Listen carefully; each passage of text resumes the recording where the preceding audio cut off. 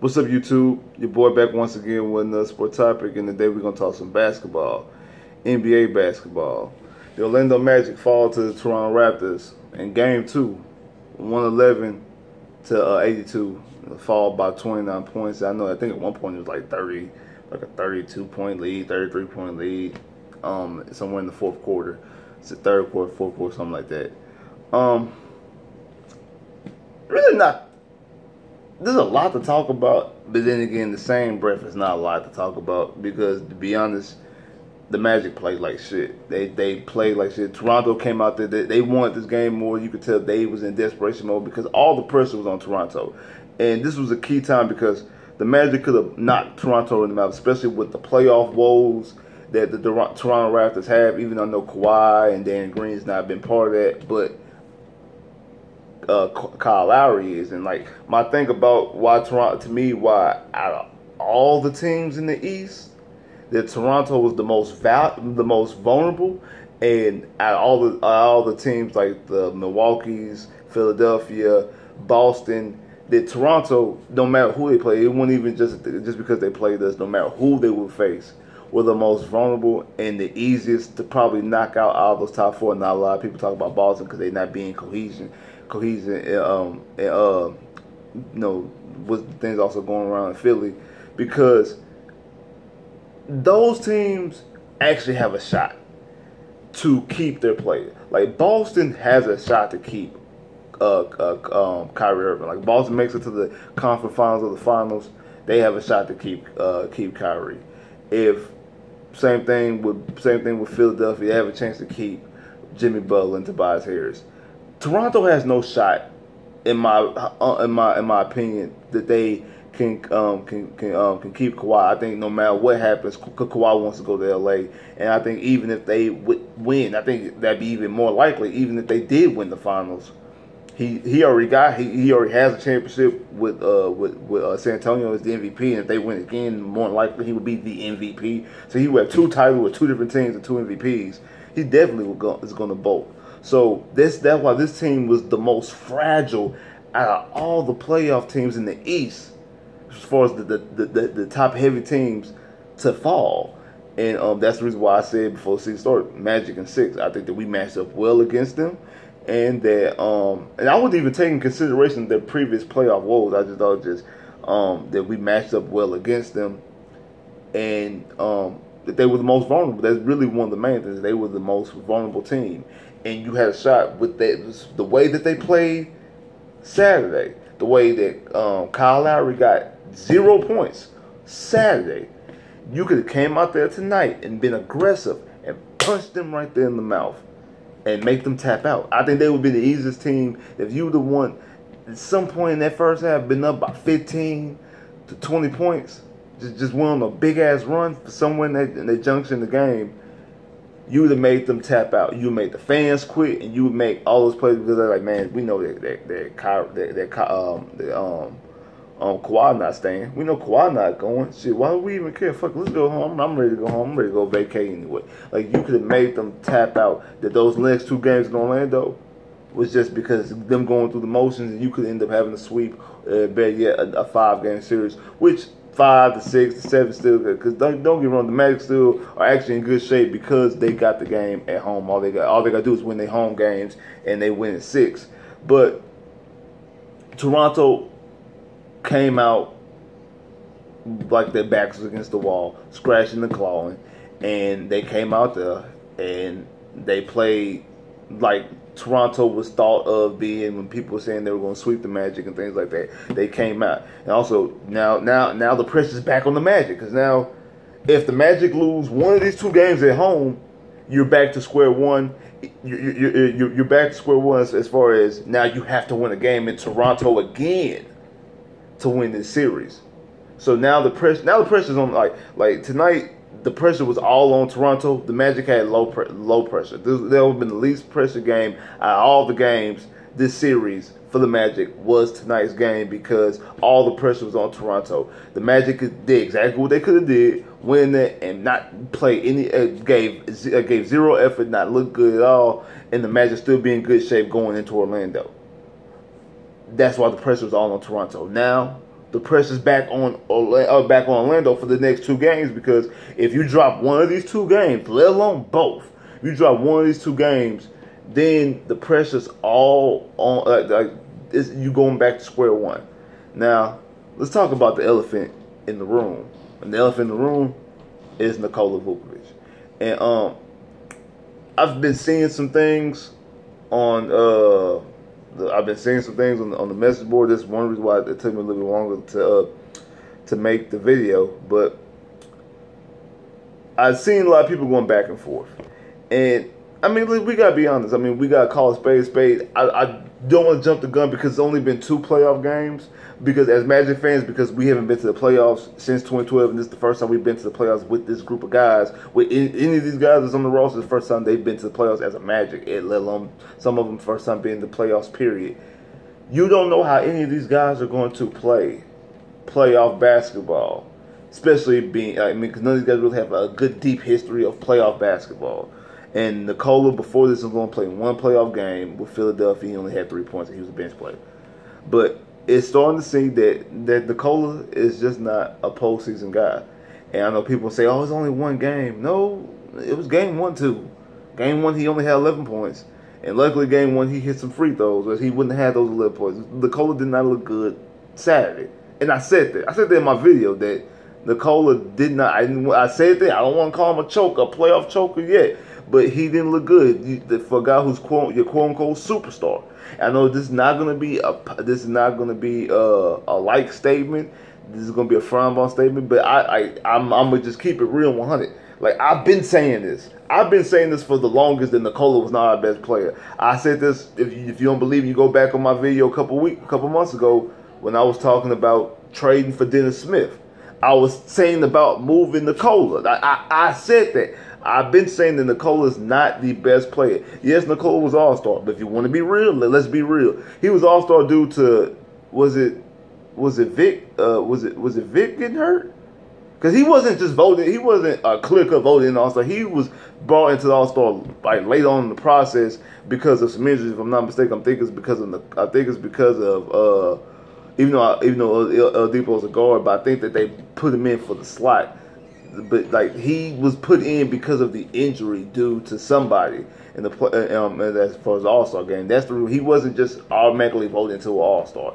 Yes, he averaged 20 points. He's the leading scorer, averaged 20 and 12. But come on, it's 20 and 12. We not sitting up here talking like he's scoring 25, 27 points per game. He's scoring 20 and 12, which is good, which is solid, which is like I thought that Nikola should have been an All-Star a couple years ago.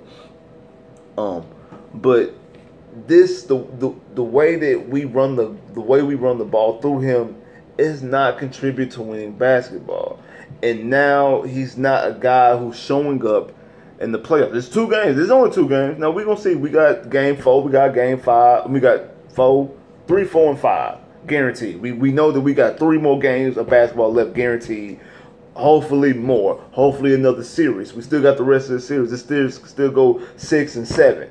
Hopefully this is not the only series that we have. Hopefully we have more playoff series to go. But let's pump the brakes on a lot of the talk, because the way it's looking right now, I know people worry about losing Nikola. Like I said, my person I was afraid of losing was Terrence Ross. The way it looks right now, do you think that anybody, any like legitimate team, like any playoff team or a team that has playoff aspirations next year is going to offer Nikola the max? The way that you offer the 2 games you just seen, just look off the 2 games you just seen. I'm talking about contenders. I'm talking about out of the 16 teams that's in the playoffs, and then a couple fringe teams that trying to get over the hump. Do you think they're looking at these playoff games and like, we're gonna give Nikola the max? We're gonna give Nikola the max? No, they not. Let's be honest. They is not about to get, after watching what they just watched, they's not about to give Nikola the max. Now, if he go out there and drop 25, 30 the next 3 games and the Magic win the series, then it's a whole different story. It's a whole different story. If he come out there and just hoop for the rest of the series, Magic win the series and then go to the next series and he's hooping and they end up losing to Philly or something like that, that's a whole nother story. then he redeemed himself some. But the way it's looking right now, the trajectory that's looking right now, he's not looking like he's a guy who's going to get offered a max deal by another team, another good team. Now maybe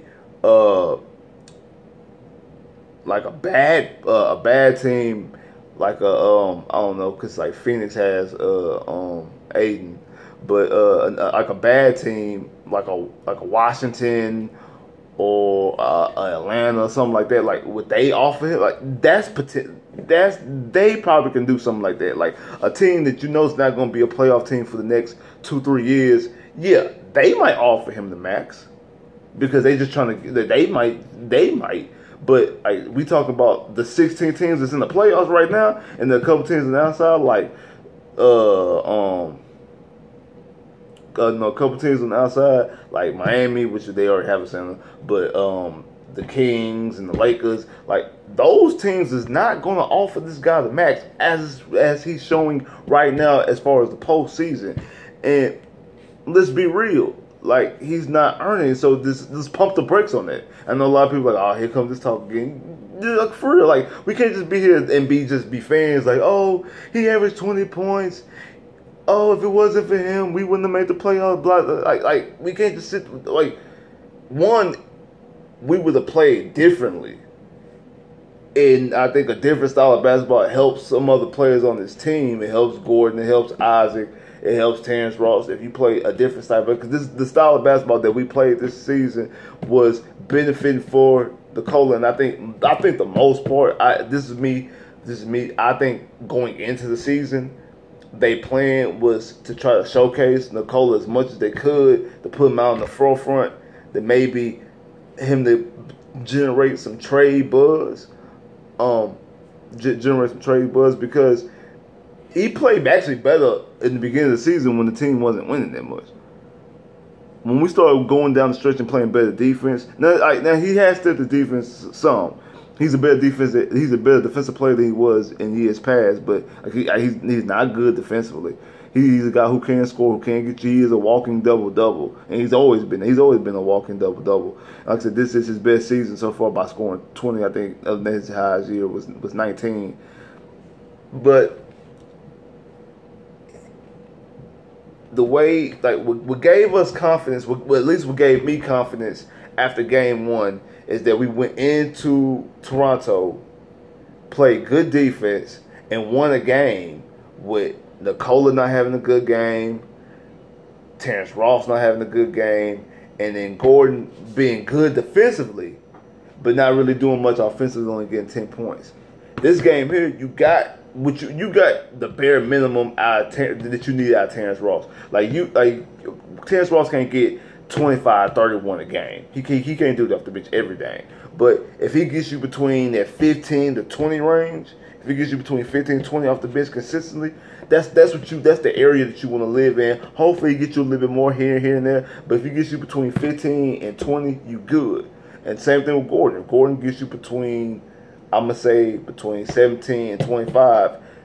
That's the offensive performance you want out of Gordon. You want him to D up, especially with a guy like Kawhi. Now I know Kawhi, I think had 37 tonight, something like that, 35, 37 tonight. The Kawhi went off. So, and this is just one of those games where Toronto wasn't going to tap out. They made a point they was going to make sure they had a good game today and they wasn't going to tap out. So you had that to deal with. But this was a game that you needed Nikola to step up. And he didn't. He didn't do it for you game one. You gave him a pass because Augustine gave you 25. Augustine's not going to give you 25 every game. If Augustine gives you 25 every game, there's something wrong. Because one or two things that happen. Either you can't generate no type of offense outside of DJ getting you 25, or for some reason DJ has stepped up and become an all-star. So one of those two things is going to happen. So you're not going to get 25 from DJ every game. But you do expect your all-star in Nikola to get you 20 every game. And so far this postseason he's not. And that to me is problematic. Still want to pump my brakes a little bit. Just like I say, pump your brakes on everybody want to talk about, we got to max Nikola, we got to get Nikola. But pump your brakes on that. Pump your brakes. Put a pin in that. Let's watch this postseason. Let's watch how the rest of this postseason play out. Same thing with people who want to get rid of Nikola. pump your brakes. Let's watch the rest of this postseason because hopefully, maybe it's just some first game jitters to get out. But if he's doing this again, game 3, oh, yes, there's definitely a problem. Now, if he gives you, I don't expect. I expect you to get a 20-point game at the very least. But if that's all you get in the next couple games, and you just get that bare minimum, you don't get a all-star performance out of Nikola. At least one of these games got to be an all-star performance. That raises your eyebrow about him, and do you really want to give him a max? I know I brought up a picture, and I brought a picture, like I said, between it was Kemba, Mo Bamba, and Gordon.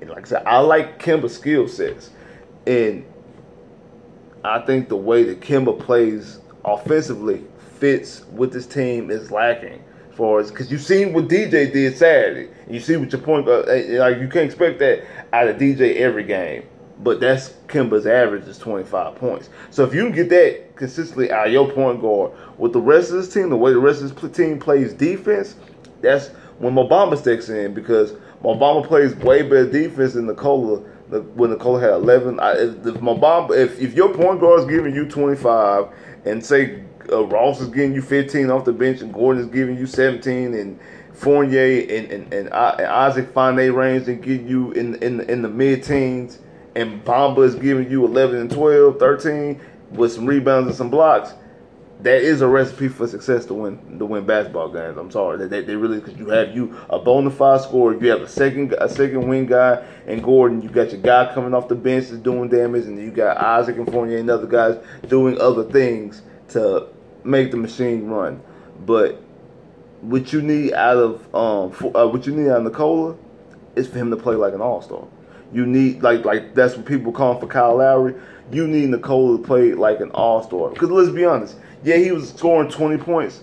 What game did Nikola dominate this season? Like, when did he dominate like Shaq? When did he dominate like Giannis? And I know those are different type of species. Shit, when he dominated, like when game did he watch you like that? He looked kind of like Yao Ming. Like, even Dwight, who can't shoot, who has no post moves, has dominated games before.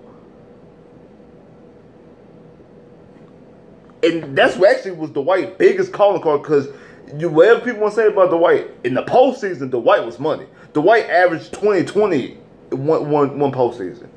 It might have been the postseason we went to the finals. He averaged 20 and 20. Like, when did Nikola have a dominating game? Now, no, he's not in those classes. I get that. But that's my thing. He's not a dominant center. And we got to stop acting like he is just because he made the All-Star. He's the first time we've had All-Star since 2012. The first time we've been to the playoffs since 2012. We can't be blind to certain facts. We can't try to rewrite history. We got to be honest with ourselves. When you look at these two games, not just look at tonight, look at Saturday night too. Those look like all-star performances. And add that to what hopefully we'll see Saturday in the rest of the series, and then make your full decision. Like, share, subscribe if you haven't. Comment below if you haven't. Click that bell, get more videos. I holla.